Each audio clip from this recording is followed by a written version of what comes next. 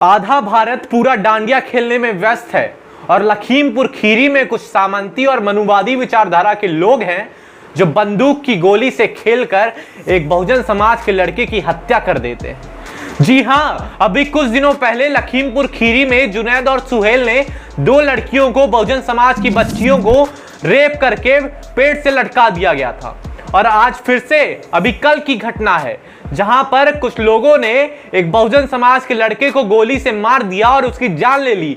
घर वाले बेतहाशा निराश हैं और काफी दुखी हैं इस बात से लेकर। वो पूरा गांव मातम मना रहा है इस शख्स की मौत होने पर। लेकिन ये जो मनुवादी हैं और जो सामंतवादी विचारधारा के लोग हैं, ये लोग अपनी करतूतों से, अपनी काली करतूतों को अंजाम देने से चूक नहीं रहे हैं। ये लगातार बहुजन समाज के ऊपर उत्पीड़न कर रहे हैं और सरकार चुप है, क्योंकि योगी आदित्यनाथ हमेशा कहते हैं कि हमारी सरकार में गुंडागर्दी खत्म हो गई है। लेकिन आपको देखने को मिलेगा रोज ऐसी खबरें आ जाती हैं सामने, किसी ना किसी लड़की के साथ रेप हो जाता है, किसी लड़की को मार दिया जाता है, बच्चों को स्कूल में खाने से रोक दिया जाता है। अगर कोई बहुजन समाज का बच्चा है या बच्ची है, वो खाने को छू देता है तो उस खाने को फेंकवा दिया जाता है।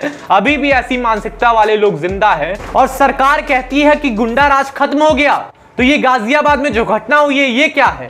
एक छात्र को कुछ लड़कों ने बेरहमी से मार दिया, बेल्ट से मारा, जमीन पर गिरा के मारा। मारने की वजह यही थी कि वो बहुजन समाज से ताल्लुकात रखता है। उसके बाद वाराणसी में एक प्रोफेसर को निलंबित कर दिया गया। उन्होंने क्या किया था? उन्होंने बस एक पोस्ट किया था और उन्होंने बहुत सिंपल सी बात कही थी। मैं उसे पढ़ के भी दिखा देता हूं आपको। उन्होंने ये लिखा था कि महिलाओं को 9 दिन के नवरात्र व्रत से अच्छा है कि 9 दिन तक वो भारतीय संविधान पढ़ें और हिंदू कोड बिल पढ़ लें, उनका जीवन गुलामी और भय से मुक्त हो जाएगा। जय भीम। ऐसा ही लिखा था मिथिलेश गौतम ने। उन प्रोफेसर का नाम था मिथिलेश गौतम।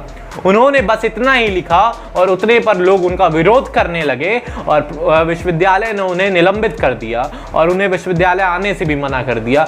अरे उन्होंने गलत क्या ही कहा था? उन्होंने यही कहा था ना कि आप इस संविधान को पढ़िए। इस संविधान को पढ़ने में दिक्कत क्या है?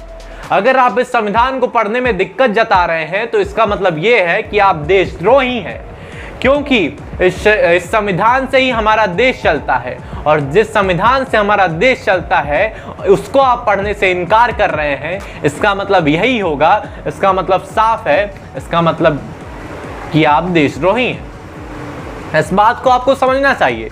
लेकिन ये सब घटनाएं होती क्यों हैं? क्योंकि ये बहुजन समाज से ताल्लुकात रखते हैं और जो मनुवादी और सामंतवादी विचारधारा के लोग हैं वो कहीं ना कहीं अपने मन में, अपने दिल में बहुजन समाज के प्रति घृणा रखते हैं, जलन रखते हैं कि ये लोग कैसे हमसे आगे जाने लगे हैं।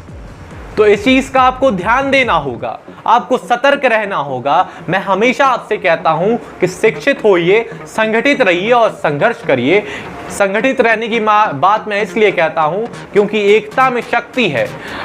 अत्याचार उन्हीं के ऊपर होता है ज्यादातर जो अकेले पाए जाते हैं। अगर आप समूह में हैं, अगर आप इकट्ठित हैं और अगर आप संगठित हैं तो लोग आपके ऊपर अत्याचार करने से कतराएंगे, डरेंगे और आपके ऊपर अत्याचार होना कम हो जाएगा। और ऐसा होता भी है, जो संगठित रहता है उससे लोग डरते हैं। आपने भी अपने आसपास इसका एक एग्जाम्पल देखा होगा।